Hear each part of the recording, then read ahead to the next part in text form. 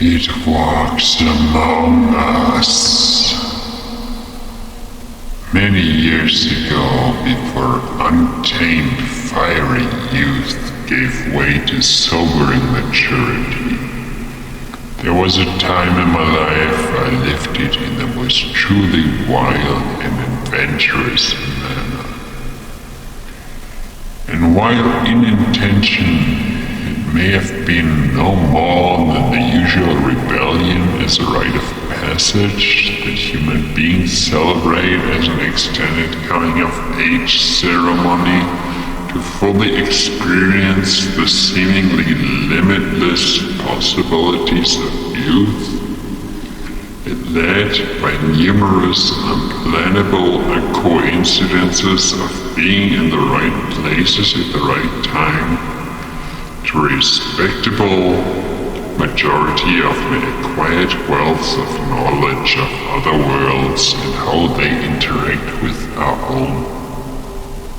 At the time it was no more than a mere collection of anecdotes, strange occurrences taking place here and there.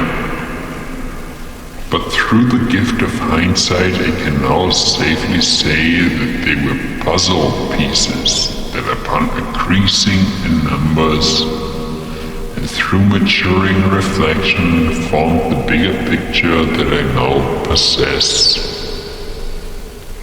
One such anecdote made its permanent mark on my memory as it occurred in the spring of 2004. I was, at the time, constantly searching the internet for like-minded souls, and by one coincidence or other, at the time, I was finding a girl equally interested in the deep of the occult as I was. We were soon conversing in subjects far beyond the conventions of human perception. And as worldly matters regularly followed the came, she was soon inviting me to her residence in the United States of America.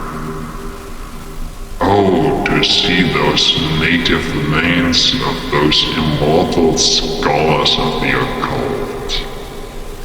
The soils that the likes of H.P. Lovecraft or Richard E. Byrd walked on.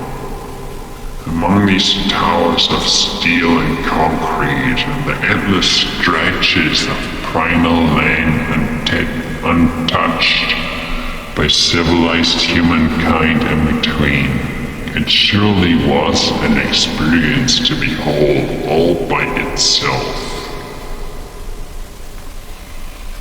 The true revelations of the journey, however, came not from the interaction with the ancient and primal, but with the very present and very modern. A shopping mall, place of all places for the beginning of a spiritual experience, buying alcohol, occasion of all occasions, being generally younger looking than I am, buying alcohol at a generic grocery store attached to a generic mall, I was asked for documentation on my age. Not a major surprise since I was 22 years old at the time, not far from the age Americans consider it prudent to allow the purchase of alcohol. I searched my pockets for my ID card and quickly displayed it properly upon locating it, proving that I was indeed 22 years of age. This is where it began causing problems, however. Being a visitor from Germany, of course my ID card was German. Bundesrepublik Deutschland. The person I was displaying it to, for surely some valid reason, had, however, never seen such a document from my nation of origin. A discussion ensued on whether it was a valid legal document. Having never seen an ID card from Germany, the person in charge questioned its validity. I disagreed. Okay, I made a scene. I am quite proud of my heritage, whatever it may stand for to whoever might contemplate what it stands for. I am, in questioning the validity of official identification of my official nation of origin, it infuriated me. I made a scene. Well, one thing led to another in one of those classic "this isn't going well" scenarios that all of us have been made all too familiar with at one point or another in their lives. Officers of the law had been called in to determine that I was clearly out of my mind, and being true to the purpose they were called for, this is exactly what they did. This man from faraway land, how can he create such conflict over something he is so clearly in the wrong about? Except, of course, I was not at the insinuation that something was clearly wrong about something clearly right was what created the conflict. To make a long story short, it was decided that my spending a night at a mental institution was the best way to go for all parties involved. Whatever. It would not really solve anything, but everyone would have the peace and quiet, so they so obviously would have preferred over my insisting that the age on my German ID card entitles me to legally purchase some beers and a bowl of wine. It's how it goes, I must suppose. It's America. Not too pleased myself, but well aware of my lack of any other choice than to go along, I accompanied my surely well-meaning captors to a location that I entered blindly, with the rage over the incident still burning inside me. But that was soon opened my eyes to many new layers of reality. After the obligatory talk to someone clueless who studied medicine somewhere for some purpose that was impossible to discern from the conversation, I was put with other patients, in quotes. An eclectic collection of everything from obvious vegetables to very regular-seeming people that seemed as confused as I was as to why they had to stay at that place. Determining where everyone was on that aforementioned spectrum did lead to some very fruitless conversations, but something seemed to be guiding me to where destiny needed me to go, steering me clear quickly of the useless towards where my journey was meant to head. I'm a smoker. I had no cigarettes left, and I saw an old man smoking, so I sat down next to him and I asked him if he could loan me. A common German expression in that context, when you mean give for free a cigarette. Like, loan me a cigarette, you say it when you mean please give me a cigarette for free. It's common in Germany. Americans might not understand it, but it's common in Germany. Can you loan me a cigarette? Give. It's how it is. He did. We started talking about various subjects. Nothing too deep at first. It felt more like he was assessing whether I was a man who could be trusted. Then he said to me that he had some great stories about his past and wanted to share one of them with me. I listened. He asked me if I had seen that movie. Well, there are plenty of movies, I told him that. He's got to be more specific. That movie. The one with Kurt Russell. They are in Antarctica, and something is there. Something not from our world, and it's killing all of them. Ah, that one, I said to him. The Thing from 1982 by John Carpenter. Of course I know, that's a classic. He asked me if I know the origin of the story, and knowing what he was referring to, I told him that of course I know. There's an earlier movie from the 1950s, and that earlier movie was based on a book from the 1930s. I know the story. It's not something new. It was a funny moment when I talked to him, because he looked at me like it was stupid or had gone insane or something along those lines. He told me that yes, those exist, those earlier movies in that book, those are fictional stories, and they did have some influence on that 1982 John Carpenter movie. But the true source material for that movie was actually a true story. I beg your pardon. I think something like that. That's what my response was. I was, after all, aware at what kind of institution I was being kept. Old guy wants to tell me a fantasy story, sure. He told me that clearly I can hear his accent. He was quite insistent, but I wasn't quite as fluent in English as I am now, so he had to explain to me that obviously he had a British accent that everybody should instantly be able to identify. Okay, so now I knew that, but what was that supposed to tell me?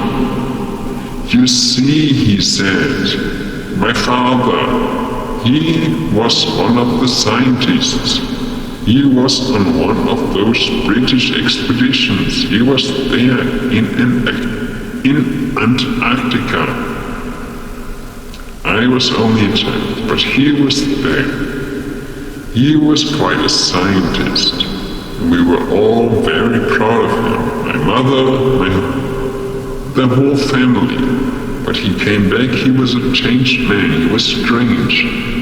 Kept to himself, said little, had no warmth as a father or a husband left in him, and isolated himself, and eventually he went away. I never knew why.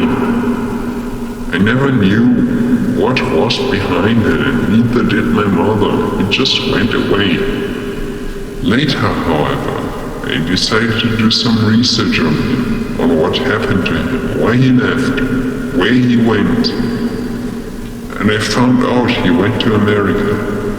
I had to do a lot of digging actually, to retrace his steps. But I found out he made a friend there, a Hollywood kind of friend, a writer, someone who does those scripts for those movies. His voice noticeably went sad as he spoke. I never found my father. I never got to speak to him again. But I found that writer friend of his, and I got to talk to him. He had written much of the script for that film, and he told me he got it from my father. My father told him the whole story, everything that happened on that Antarctic expedition. And he made it into the script of that film. It happened almost exactly like it is shown in the film. At least that's what my father's friend said. my father told him, and only minor changes were made to the film to link up to that one from the 50s in the book you mentioned. Almost everything else in the film is true, it's what happened. Except one thing. What thing, I asked. He stared at me. Thirsty eyes I only now notice when he used them to catch me in the imaginary grip. One thing, he said. The ending. He paused, played with his sparse belongings on the table we were sitting at, cigarettes, lighter, and a book, as if he was attempting to collect his thoughts by collecting small things on the table. It's not how it happened, the ending, he said. There's a kind of happy ending in the film. Yes, everybody dies, but so does the thing. That's not what happened in real life. My father came home, so did others. Not because they were lucky, but because, unlike the film, they let the thing escape. He took a breath and repeated in a louder voice, they let the thing escape. And it's still out there. It can be whatever it wants, and it only uses that to its own advantage. All it does is only to its own advantage. Such politicians, bankers, rich people, famous people, whatever gets the advantage, whatever puts it ahead. You see them acting strange, it's that thing. It's that thing my father found that broke his mind, that made him come home never being the same he ever was. It's all that thing. I couldn't believe him, and I asked him why he didn't tell anyone that story, why he didn't get it published, why he didn't try to get the word out about it, why he didn't try to warn people. But he assured me that he did, and that was why he was here. He tried so many times in so many ways. He delivered the evidence, he showed the documents, the details of his father's career, the clues of what he did after moving to the United States, the testimony from the writer, evidence for how the behavior of important people seemed to change randomly since his father's expedition. But all he was told ever since was that this was evidence of his paranoid schizophrenia and that he had to be kept safe from himself. That he clearly could not tell fantasy from reality, and he had to be kept safe from himself as to not harm himself. Suffice to say, there was no insanity in his voice. These were not the ramblings of a maniac. He was quite lucid and focused throughout the entire story. But I understand how some people would feel that a story like that would not be suitable for the ears of the general public, might cause a panic or some other thought of confusion. I don't agree, but I understand it's how it is. I vowed to keep the story in mind since the day I heard it, so I could one day tell others about it. I never heard more of it since that night I spent at the institution was thankfully all the time I had to spend in that dreadful place. Thanks to the graceful skills of negotiation of my hosts, it was decided that I would be held only for that one night and released the next day without repercussions.